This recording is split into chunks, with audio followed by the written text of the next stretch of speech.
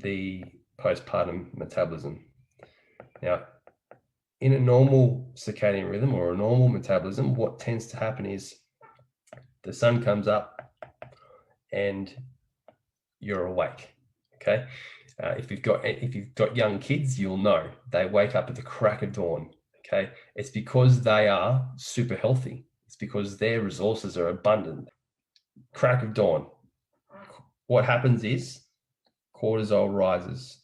Now, remember cortisol, because cortisol is a stress-producing hormone. It's the main one. Insulin and ghrelin.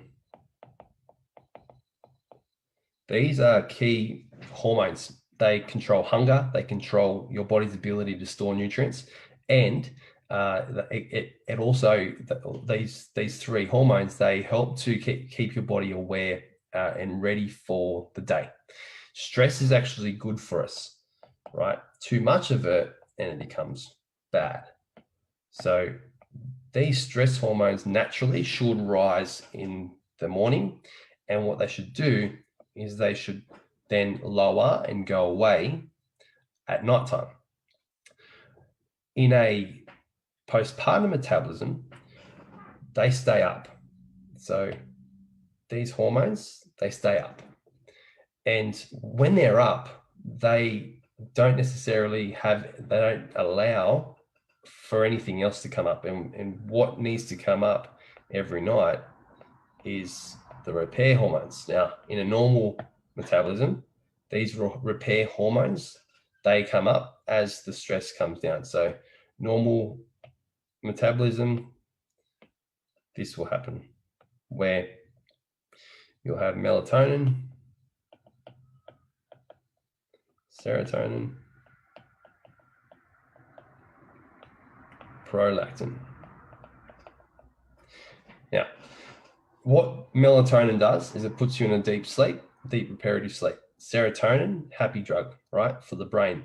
And prolactin, just as the name implies, it's pro-lactation. So its role is to help with lactation, but it also is involved in about 300 other metabolic processes in the body. So even if you're not lactating, this hormone is going to be helping with muscle retention, nutrient repair, all of that kind of stuff. Okay. In a normal metabolism, your stress hormones go up. Then as the day goes on, you start to wind down, they go away.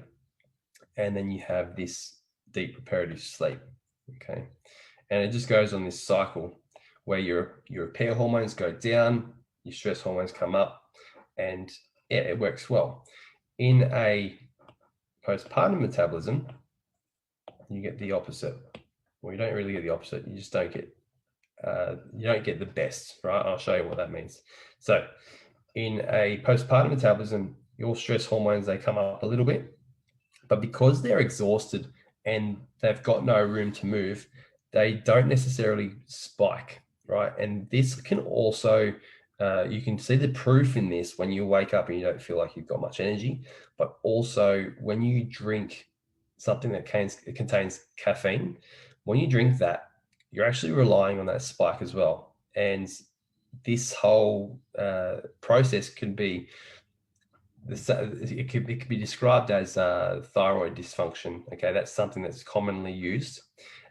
It's not necessarily a thyroid dysfunction, but it's your body's inability to produce these hormones. So you get this kind of thing happening here, where you have a lot of peaks and troughs with your energy levels, and then those stress hormones, they try to go away, but they don't go away enough, and they kind of just simmer out. Okay, and it's in this place where your body's just flooded with a not enough of this stress hormone, but enough to keep your body from not repairing. So in the evening, you feel like you could go to sleep when the kids go to sleep, but then you wake up, because you get up out of bed, hubby might drag you out of bed, or whatever the case may be, and then you wind yourself up for the rest of the night. And then when you go to bed, you're laying there and you know you need to sleep, you're tired, but you just can't quite get to sleep. And when you do sleep, you're in that shallow sleep, you're not in that deep ROM.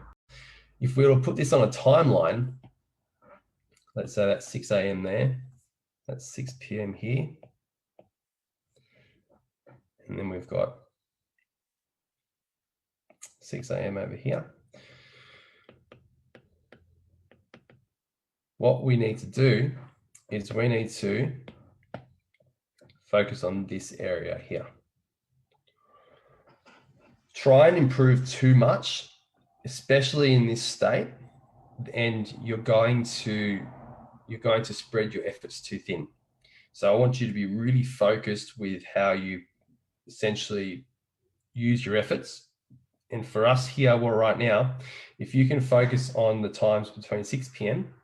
and the time between you going to bed, and you can improve nutrition here and habits,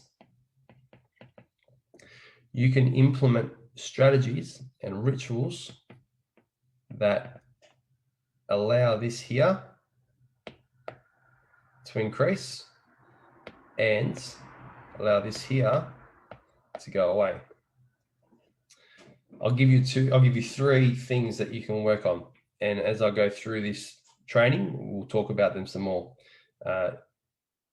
The blue light in your phone is one habit that tends to increase cortisol around bedtime, because the more screen time you get between 6 p.m. and going to bed, the more it feels like you're waking up for the day. Okay, it acts as the sunlight. The second thing is the food that you eat. So believe it or not, carbohydrates, when you eat them, it has a cortisol blunting effect. The right types of carbs, and we'll talk about that in a second.